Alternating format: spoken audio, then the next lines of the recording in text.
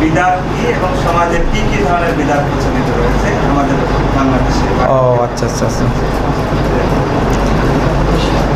বেদাতটা হলো এমন জিনিস যা ধর্মের নামে নেকির আশাই করা হয়, অথচ শরীয়তে তার কোনো ভিত্তি নেই। আল্লাহ রাসূল সাল্লাল্লাহু আলাইহি ওয়াসাল্লাম বলেছেন, সহিহ মুসলিম 2য় খণ্ডের 77 পৃষ্ঠা হাদিসটি বর্ণিত হয়েছে। রাসূল সাল্লাল্লাহু আলাইহি ওয়াসাল্লাম বলেছেন যে মান আমিলা আমালান লাইসা আলাইহি আমরুনা ফাহুয়া রাদ। কেউ যদি কোনো আমল করে, সে আমলটি করার নির্দেশ আমি মুহাম্মদ দেইনি, ফাহুয়া রাদ, ওটা প্রত্যাখ্যাত ও বর্জনীয়। যেমন টঙ্গীর মাঠে মোনাজাত হয় না, বিরাট একটা মোনাজাত হয়, এটা ধর্মে নাই, চলছে কার নামে? ধর্মের নামে চলছে না, এটা বিদআত, চলবে না। এটা এখানে প্রধানমন্ত্রী উপস্থিত হয়েও যদি দোয়া করে তাও চলবে না। এখানে যদি মক্কার ইমামও যদি উপস্থিত দোয়া করে চলবে না। আমার বেদাত সংক্রান্ত বেশ আলোচনা অ্যাড করা আছে, অধিকাংশ সালাতের সাথে। জাল হাদিসের কবর রাসূলুল্লাহ সালাত, এটা জাল সালাত বলছে এখন মানুষ। এই জাল সালাত বইটির মধ্যে বিস্তারিত আমার আলোচনা আছে, সালাত সংক্রান্ত বেদাত, সিয়াম সংক্রান্ত অর্থাৎ জানাজা সংক্রান্ত বেদাত। যেমন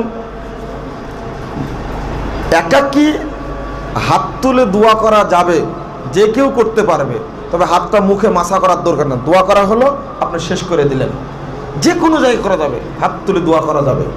তবে দলবদ্ধভাবে, যেমন বিবাহের মজলিসে দোয়া হয়, কবরে মৃত্যু ব্যক্তিকে মাটি দেওয়ার পরে দোয়া হয়, তারপরে ঈদের মাঠে দলবদ্ধ দোয়া হয়, জালসার মাঠে দোয়া হয় না, এই দলবদ্ধ দোয়া হাদিসে নেই। বরং এখানে একটা দোয়া পড়তে হবে, সুবহানাকাল্লাহুম্মা ওয়া বিহামদিকা আশহাদু আল্লা ইলাহা ইল্লা আনতা আস্তাগফিরুকা ওয়া আতুবু ইলাইকা।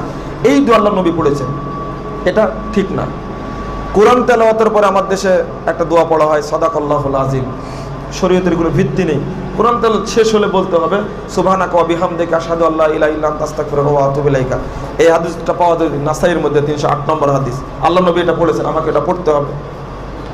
বিদআতের তো ছড়াছড়ি। যেমন মৃত্যু কেন্দ্রিক বেদাত আছে সমাজে, মৃত্যু কেন্দ্রিক এত বেদাত, মারা যাওয়ার পরই এই ব্যক্তিটিকে বেদাত দ্বারা ঘিরে ধরা হয়। তার মধ্যে প্রথম শুরু হয় মৃত্যু ব্যক্তিকে কোরআন পাঠ করা, এটা চলবে না। দ্বিতীয়ত, কবরে যাওয়ার সময় মৃত ব্যক্তিকে 3 বার খাটিয়া নামানো হয়, দলিল নেই, একবারে নিয়ে যেতে হবে। কাফনে অনেকগুলো কোরআনের আয়াত, এটা সেটা কালেমা লেখা হয়, কিছুই লেখা যাবে না, চলবে না। কবরে জিয়ারত করতে গিয়ে বলে ইমাম সাহেব যে 5 বার সূরা ফাতিহা পড়েন, 3 বার দরুদ পড়েন, না, কিচ্ছু না, এগুলো শরীয়তে নেই। তারপরে 4 কোনায় 4 কুল, অর্থাৎ সূরা ফালাক, সূরা নাস, সূরা ইখলাস, কাফিরুন পড়ে খেজুরের পাতা পড়ে, এটা ঠিক না। কবরে গোলাপ জল ছিটানো, এটাও ঠিক না, চালু আছে এইগুলো। কবরে মাটি দেওয়ার সময় বলেছে মিনহা খালাকনাকুম ফিহা নুঈদুকুম, এর কোনো দলিল নেই, বলতে হবে শুধু বিসমিল্লাহ। এটা মৃত্যু কেন্দ্রিক। যখন মাঠে দেওয়া হলো, আবার মিষ্টি বিতরণ করে, সমাজে চালু আছে। ওই দিন জানাজারা যারা উপস্থিত হয়েছে তাদেরকে খেতে দিতে হবে, গরু খাসি জবাই করে অনুষ্ঠান করা হয়। তারপরে মৃত্যুর আগে বা পরে ফয়তার অনুষ্ঠান করা হয়। এটা কী বলেন আপনারা? ফয়তা। আর রাজশাহী এলাকায় ফয়তা বলে, আমরা বলি মরা খাওয়া। 4 দিন 5 দিন 40 করা, শুক্রবারের দিন হালুয়া রুটি দেওয়া, এগুলো টোটালি বেদাত। মৃত্যু ব্যক্তির জন্য আপনি করবেন, মসজিদে দান করবেন, নেকি সারা জীবন পাবে। না হলে সাধ্য থাকলে হজ করতে যাবেন, হজ করবেন।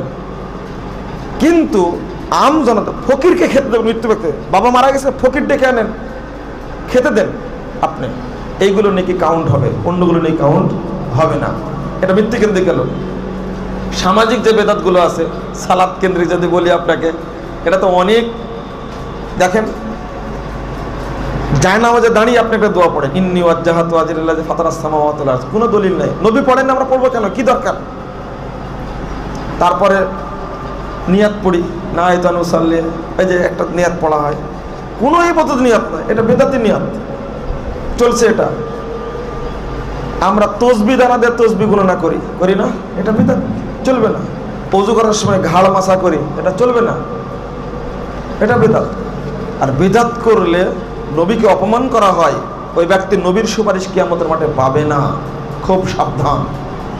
2 হাতে মুসাফা করি, এটা বেদাত। মুসাফা 1 হাতে হবে। বুকে হাত দেওয়া যাবে না, এটা ঠিক নয়।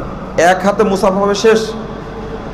এর মাঝখানে দোয়া পড়ছি, কি নাহমাদুল্লাহ নাস্তাগফিরুহু ইয়াগফিরুল্লাহু লানা ওয়া লাকুম, মানুষের তৈরি করা, কোনো দোয়াই নাই। ইফতারের মধ্যে দোয়া করি, আল্লাহুম্মা সুমতু লাকা ওয়া তাওয়াক্কালতু আলা রিজকিকা ওয়া আফতারতু বিরহমাতিকা, কোনো দলিলই নাই, মানুষ চালাচ্ছে। তারাবির সালাতের মধ্যে মাঝখানে বলেছে ইয়া মুজিরু ইয়া মুজির সুবহানাজিল মুলকি ওয়াল মালাকুতু ওয়াল কুদরাতে, আপনারা জানেন মনে হয় এগুলো, কোনো দলিলই নাই, মানুষ তৈরি করেছে। বলেছি তো নামাজের পরে মুনাজাতটা চলবে না, তো আপনি একাকে হাত তুলে দোয়া করবেন। ফরজ সালাতের পরে মুনাজাত চলছে। আমি যদি বলতে যাই ভাই, আপনার বিগড়িয়ে যাবেন, বিরক্ত হয়ে যাবেন, যে সবই যদি বেদাত হয় করবো কোনটা?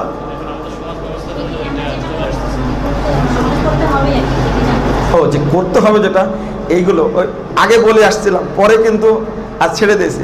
অর্থাৎ নিয়াত করা যাবে না। আমি সালাতে দাঁড়িয়ে যাব আল্লাহু আকবার বলে, এর আগে মুখে উচ্চারণ করে নিয়াত বলতে হবে না। জায়নামাজ দাঁড়ায় কোনো নিয়াত নেই। আল্লাহু আকবার বলে হাত বাঁধার পরে, এরপরে আপনি আল্লাহুম্মা বাইদ বাইনি বলেন, সুবহানাকা আল্লাহুম্মা ওয়া তাবারাকা ইসমুকা ওয়া তাআলা জাদ্দুকা, এই দোয়া আপনি পড়তে পারেন, এটা বাইদ বাইনি পড়তে পারেন। এটা গেল এক।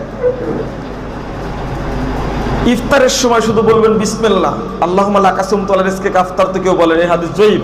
আর বাংলাদেশে চালু আছে, এরকম দলিল নেই, শুধু কি বলতে হবে? বিসমিল্লাহ। তো ইফতারের পরে যে দোয়াটি পড়ে জাহাবাজ জামা ওয়াবতালাতুল রুকু, এই হাদিস সহিহ বলা যাবে। তারাবির পরে সুবহানাজিল মুলকি ওয়াল মালাকুতু ওয়াল কুদরাতে, এটা না বলে এমনি সালাতের পরে যেটা পড়েন আল্লাহু আকবার আস্তাগফিরুল্লাহ আস্তাগফিরুল্লাহ, যে দোয়াগুলো আয়াতাল কুরসি, এইগুলো আপনি পড়বেন, তারাবির পরেও পড়বেন এইগুলো। এটা হলো সুন্নাত। এটা হলো একটি ক্ষেত্র।